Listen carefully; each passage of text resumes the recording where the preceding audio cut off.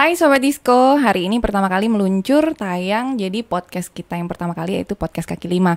Nah, karya kita peduli masyarakat. Nah, hari ini saya sudah kedatangan teman saya. Teman saya kebetulan udah lama banget, kita 10 tahun ya kayaknya ya. Tapi kurang udah lebih lah ya. Jadi teman saya ini Raharni Rosvianti Meta, yang bisa disapa akrab dengan nama Arni ya. Jadi kita langsung aja sapa. Halo Arni. Gimana kabarnya nih? Kabarnya baik Baik gitu ya. kan.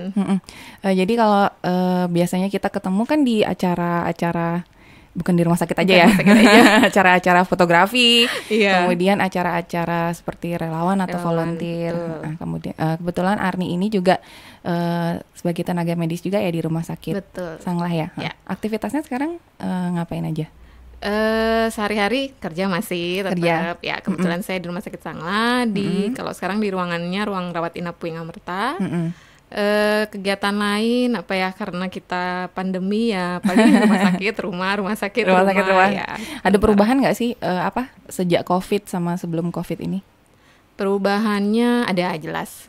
Kalau di pekerjaan lebih deg-degser yang jelas. Jadi setiap kali masuk berdoa dulu aja yang jelas gitu aja sih. Kerja tetap nggak ada dikurangin frekuensinya, atau nggak tetap seperti biasa ya? Tetap seperti biasa, cuma mungkin ada beberapa perubahan di rumah sakit karena mengantisipasi pandemi ini.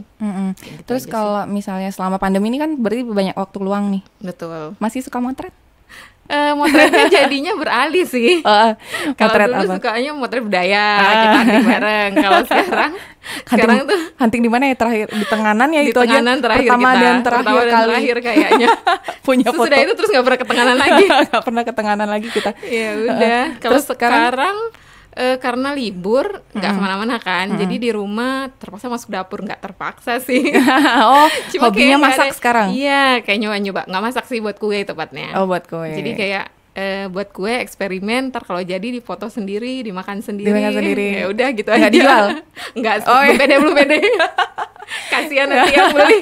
Nggak apa-apa kan, sekarang lagi mumpung semua orang lagi lihat sosial media kan juga gitu. Jadi belum sana. Paling gitu aja. Kalau misalnya selain masak kemudian motret, apalagi sih yang dikerjain di rumah? Nggak ada? Apa berkebun gitu? Sekarang kan lagi banyak yang nggak sih, kalau berkebun nggak, paling tanaman itu aja. Plastik. Paling bantuin teman-teman sih. Ada beberapa teman yang misalnya kayak suaminya di pariwisata, terus terpaksa dirumahkan karena pandemi, terus punya usaha apalah, misalnya jualan apa itu sini aku fotoin deh. Ya, jadi kayak foto produk-produk ya, dari teman-teman ya. Betul.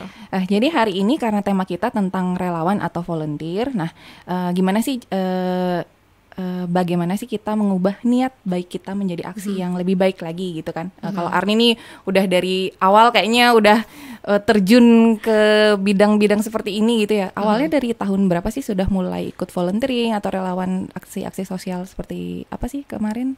Yang terakhir Ruang Berbagi Ilmu. Ruang Berbagi Ilmu. Ya. Awalnya dari mana? Awalnya itu dari 2016 awal ya. Kenapa saya bisa terjun ke volunteer, sebenarnya ada cerita di balik itu. Menarik nih kayaknya. Ya. Jadi awalnya kayak ya udah jalani hidup seperti biasa, yang motret ya di rumah, keluar hangout apa, sampai suatu saat sakit. Saya itu orang, ya kamu nunjukin aku. Saya itu orangnya nggak pernah sakit. Jadi sehat-sehat aja. Suatu waktu ternyata sakit, dan sakitnya itu lumayan parah. Lumayan parah yang kayak hantaman besar lah buat hidup saya. Jadi kayak merubah, kayak rasanya kayak disentil sama Tuhan, kamu nggak usah terlalu sombong deh kayak gitu. Kamu nggak usah terlalu belagu kayak gitu. Jadi kayak sesudah sakit itu kayak mikir, mungkin selama ini saya belum maksimal kali ya, artinya cuma untuk ring 1, yang saya bilang ring 1 itu cuma untuk keluarga, papa, mama, saudara kandung. Sedangkan untuk dunia luar ya udah sebodoh amat kayak gitu. Terus kayak mungkin harus berubah ya. Nah, sejak saat itu kebetulan ada kenal sama Mas Gogon. Kenal sama Mas Gogon, terus kayak dia juga aktif di dia salah satu penggagas kelas inspirasi Lombok. Lalu bareng buat kelas inspirasi Bali kita waktu itu. Mas, aku pengen ikut yang itu dong. Apa tuh kelas inspirasi? Waktu itu awalnya taunya gitu. Terus dijelaskan sama Gogon, kamu lihat aja dulu di YouTube, ada banyak videonya gini. Oke, terus aku bisa jadi apa dong? Jadi kalau di kelas inspirasi kebetulan ada relawan dokumentator, ada relawan pengajar. Waktu itu karena hobi moto, jadi kayak yang ya udah aku coba moto dulu deh, nanti lihat-lihat dulu gitu. Terus nah itulah awal mula terjun ke kelas inspirasi. Sebelumnya sudah pernah ikut juga sih kayak 1000 guru, pernah ikut juga, terus Bali Edukasi itu juga pernah. Terus selama kelas inspirasi ada beberapa kegiatan kelawanan lain seperti IM Pamit namanya, Indonesia Mengajar, kan ngirim pengajar muda ke daerah-daerah terpencil tuh. Nah ada acara perpisahan saat mereka lepas tugas, nah kita jadi volunteer untuk motret kayak gitu. Jadi banyak sekali tipe kegiatannya ya. Betul. Jadi nggak harus misalnya kalau kita interestnya cuma untuk mengajar, kita mengajar aja, atau mau coba foto silakan gitu ya. Ada beberapa jenis. Kalau passionnya rebahan itu gimana ya? Kalau Ari kan punya kalau Ari kan punya basic motret, udahlah aku volunteer untuk ini. Kalau teman-teman yang kira-kira aku belum tahu nih, kayaknya aku mau ngapain ya gitu. Itu bisa sebenarnya. Yang penting niat sih, Gung. Jadi asal kita punya niat untuk berbuat sesuatu. Kalau versi saya bilang melakukan sesuatu yang terbaik yang bisa kita lakukan. Artinya sekemampuan kita ya. Mungkin uang ya masih banyak orang yang duitnya lebih banyak, tapi at least saya punya niat untuk bisa melakukan sesuatu untuk orang lain di luar ring satu saya tadi itu, kayak gitu. Jadi kalau ada macam-macam, mungkin kayak adik mahasiswa bisa nyoba di 1000 guru. 1000 guru itu 1000 bisa guru itu sama kegiatan kerelawanan juga. Tapi dia di Bali atau di Bali ada, di Bali luar juga ada ya. Hampir di seluruh Indonesia kok ada 1000 guru. Nah kalau 1000 guru dia modelannya lebih apa ya, saya bilang kalau anak mahasiswa kan masih sambil belajar, teori-teori dulu ya. Itu lebih cocok untuk mahasiswa karena dia kayak terjun ke anak-anak SD, terus kayak ngasih pengetahuan dasar, terus diajak bermain dan sebagainya kayak gitu. Jadi kalau untuk anak-anak mahasiswa bagus banget bisa join di 1000 guru. Sedangkan mungkin kalau yang sudah bekerja bisa ke kelas inspirasi kayak gitu, karena kelas inspirasi yang saya bilang tadi yang bisa jadi dokumentator, bisa jadi narasumber untuk pengajar. Kalau pengajar harus punya minimal syarat minimal pekerjaannya 2 tahun soalnya. Oh gitu. Ya seperti itu. Atau sebenarnya bisa juga jadi panitia, relawan panitia atau fasilitator itu juga bisa. Berarti sebenarnya diperlukan banyak orang juga ya. Jadi kalau untuk tahu info-info kita relawan atau apa yang kita open volunteer seperti itu, biasanya kita taunya dari mana sih? Dari grup-grup aja atau cuman sekarang di ini banyak, Gung, di Instagram, di online itu banyak kok. Rata-rata sudah punya, di search aja pasti ada kok. Iya.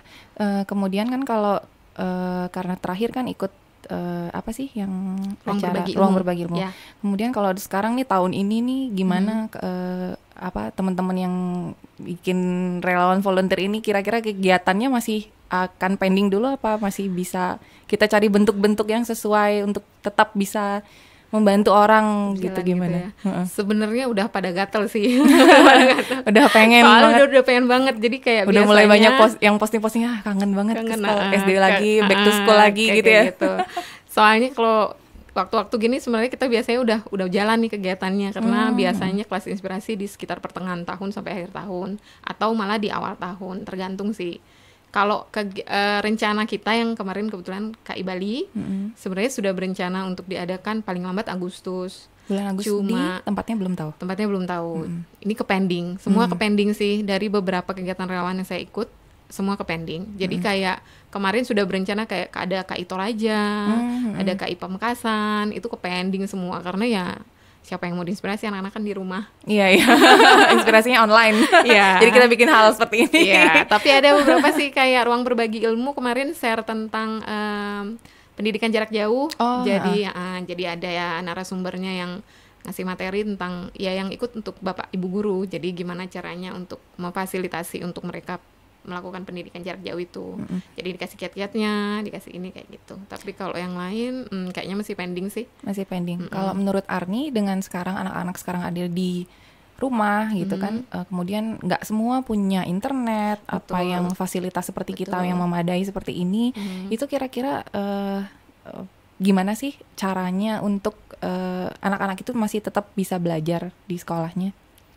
Ini kendala besar sih sebenarnya, apalagi buat yang di pedalaman kayak kemarin Selat, tempat yang kita back to school itu, kebetulan di sana kan internet gak lancar. Kalaupun lancar, anak-anak tidak semua bisa mengakses internet, dalam artian mungkin orang tuanya kurang mampu, jadi kayak gitu. Sempat berhubungan dengan bapak guru di sana, bapak ibu guru. Terus jadi meskipun sudah selesai acaranya masih tetap ya, berhubungan masih tetap sama berhubungan, sekolah-sekolah. ya, masih Wah, keren. Gimana Pak? Kayak gitu tuh yang guru-guru ya gimana ya, kita susah soalnya karena anak-anak tidak bisa mengakses internet. Jadi mereka caranya? selama ini sekolahnya gimana? Maksudnya Jadi dalam... gurunya yang ke rumah.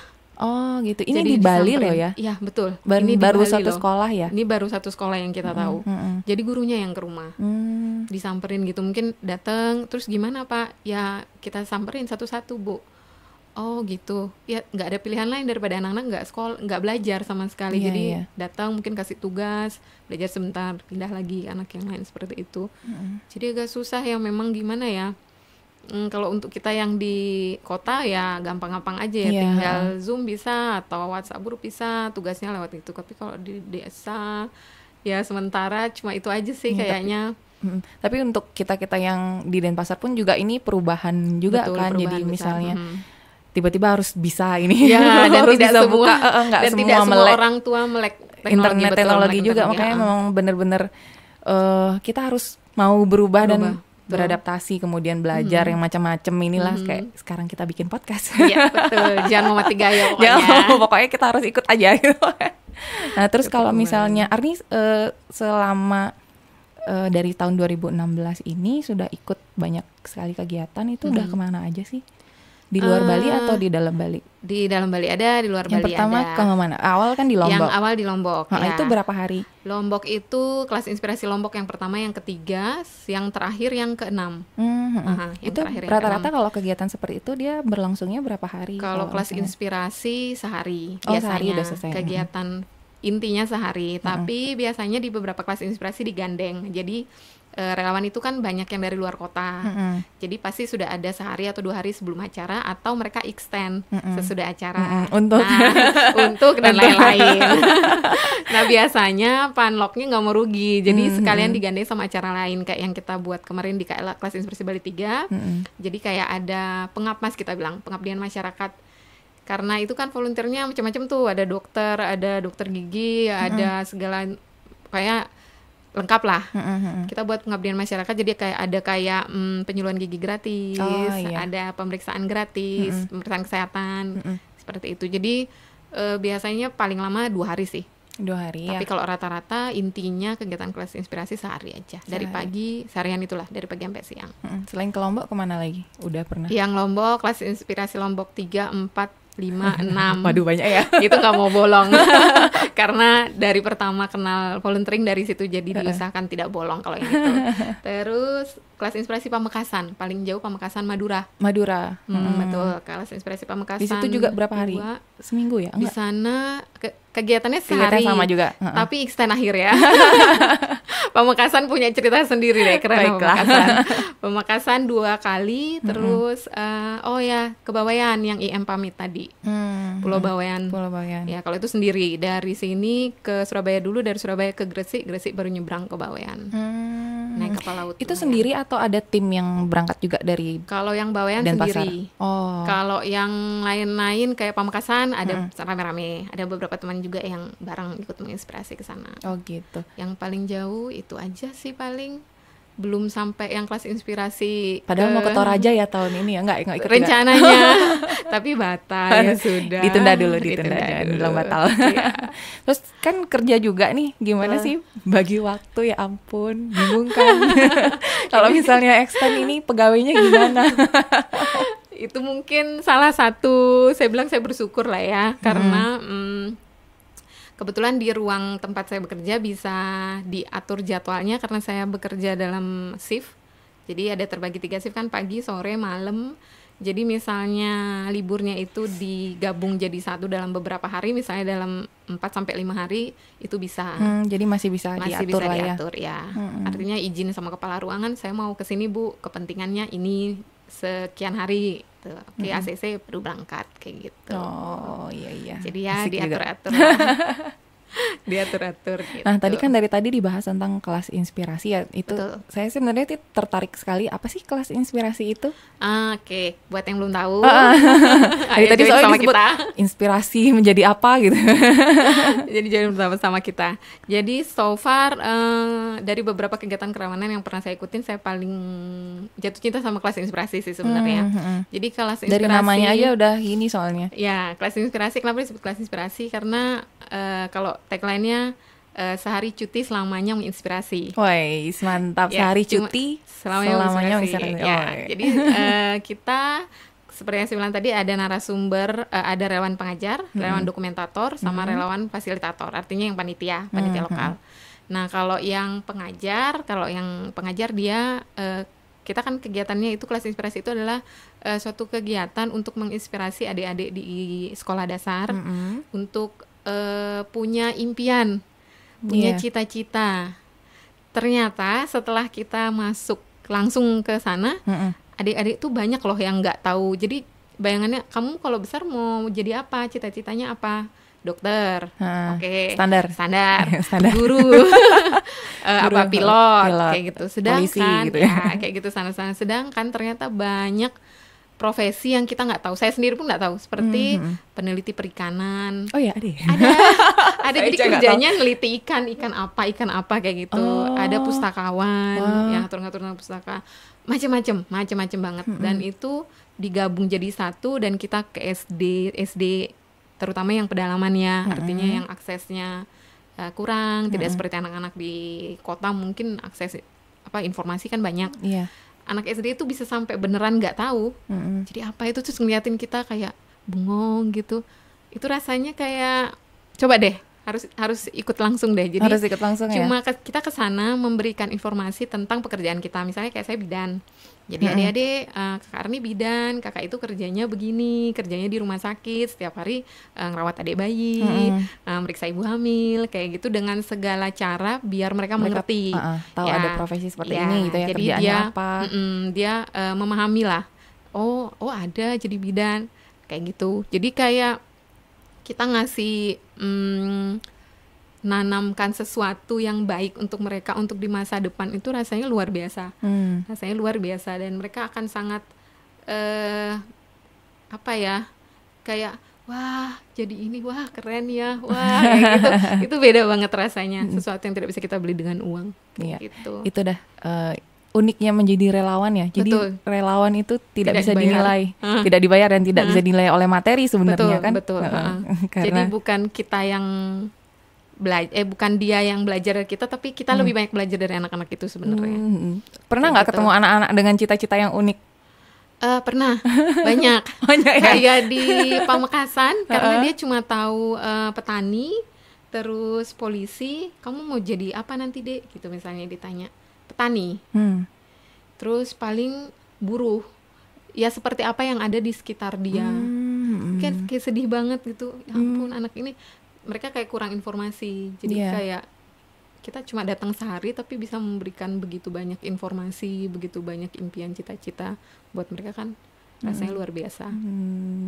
Itu menjadi inspirasi dari sejak kecil ya. Betul. Jadi anak-anak banyak pilihan juga, udah tahu ada profesi-profesi macam-macam seperti bidan, pilot atau barista mungkin, atau yang barista kayak juga gitu.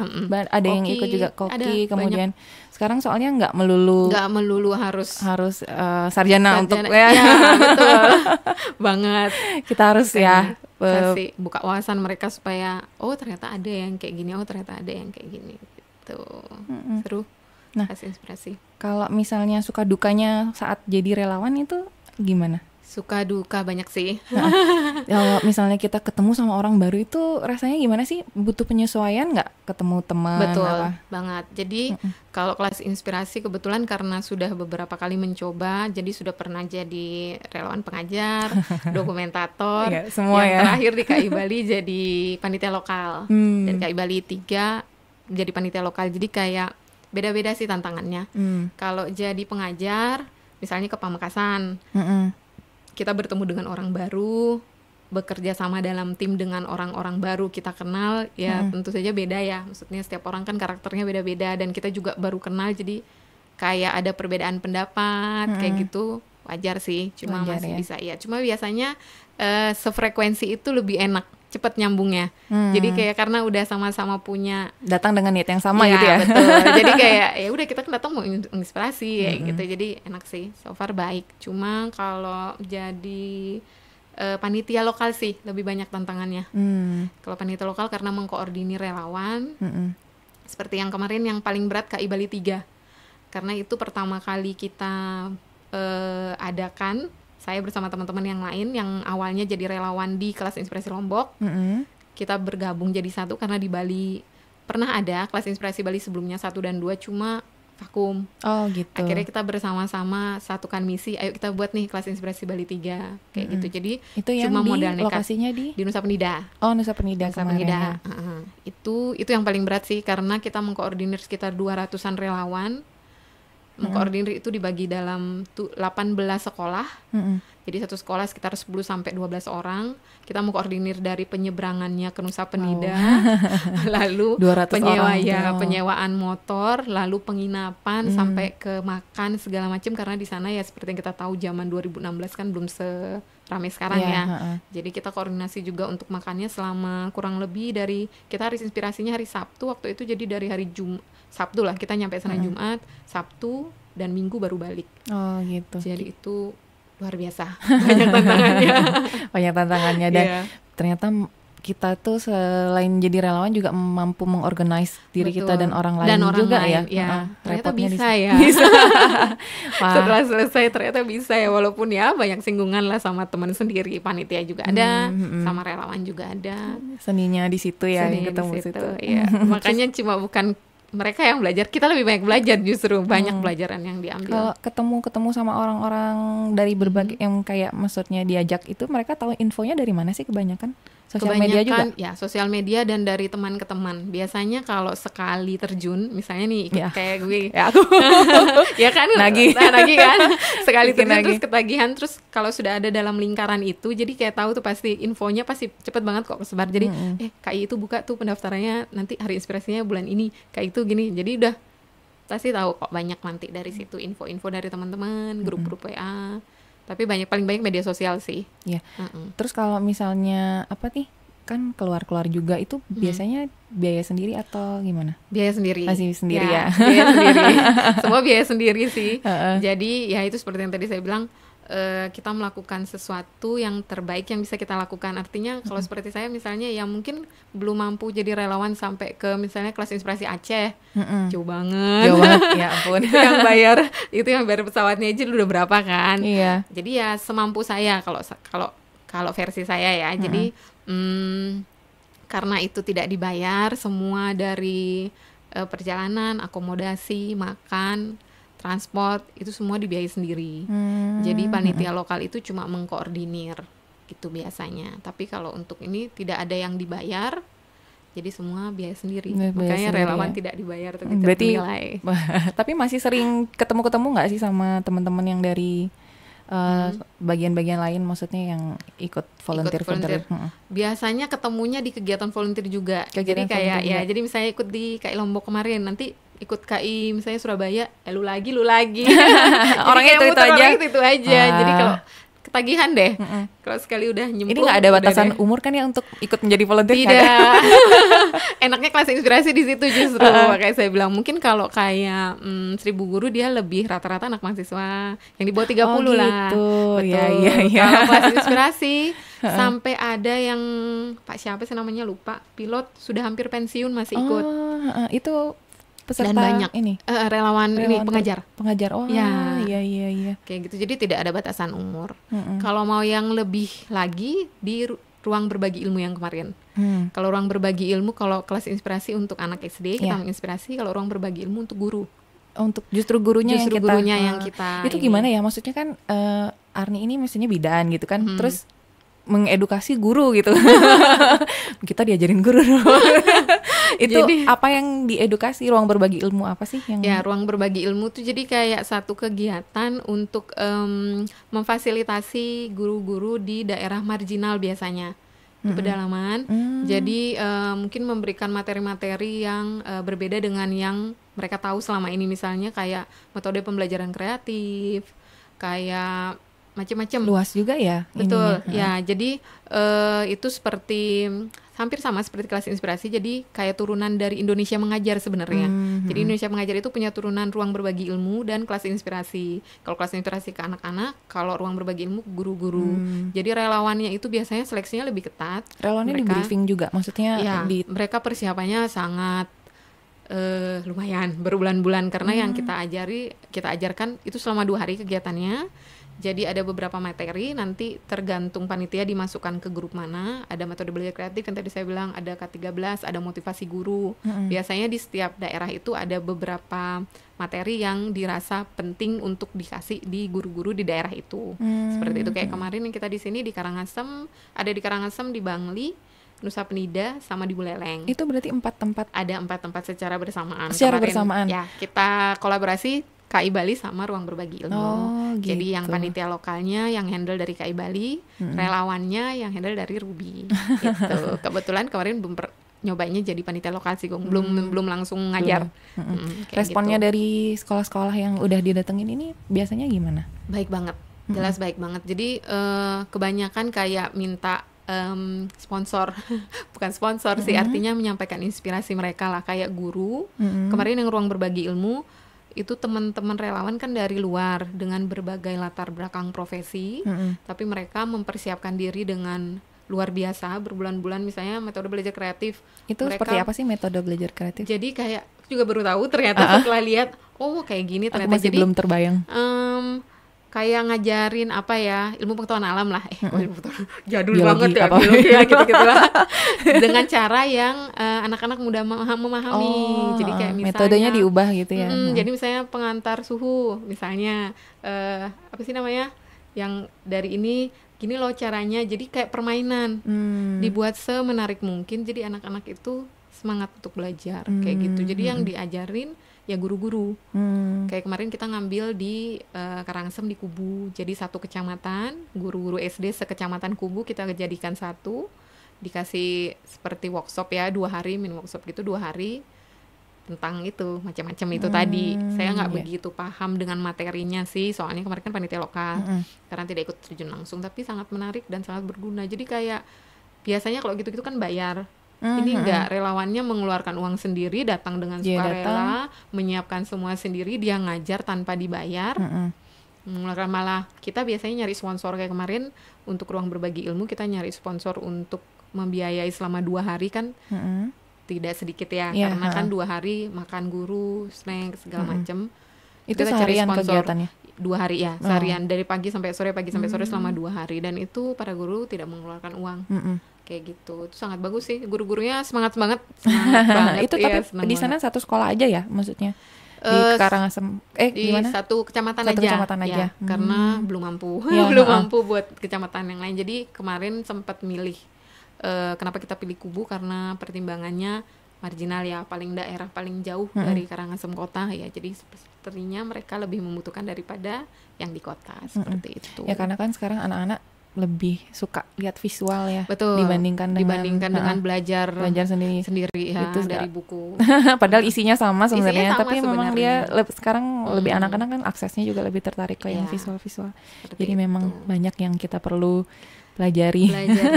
Yang penting mah ada niat mau berbagi. Banyak kok kegiatan kayak gitu selain berbagi ilmu, macam-macam. Ada PPI, ada macam-macam lah. Banyak nanti ya. Banyak banget. Nah terakhir nih pesan buat teman-teman yang mungkin masih malu-malu gitu kan, kayak aku kalau nggak diajarin aku malu gitu. Padahal sebenarnya bisa, cuma nggak tahu aja. Iya, soalnya kan rata-rata masih belum pernah nyoba dan ketemu orang baru apa. Betul. Gitu. Kira-kira apa sih pesan buat teman-teman yang pengen gitu coba ikutlah volunteer apa, menemukan kebahagiaan menjadi volunteer atau relawan gitu. Betul. Jadi buat teman-teman yang lain mungkin yang belum pernah nyoba, coba deh beneran. 1 kata: ketagihan. Nanti buktiin sendiri deh. Iya, aku juga pengen ikut lagi.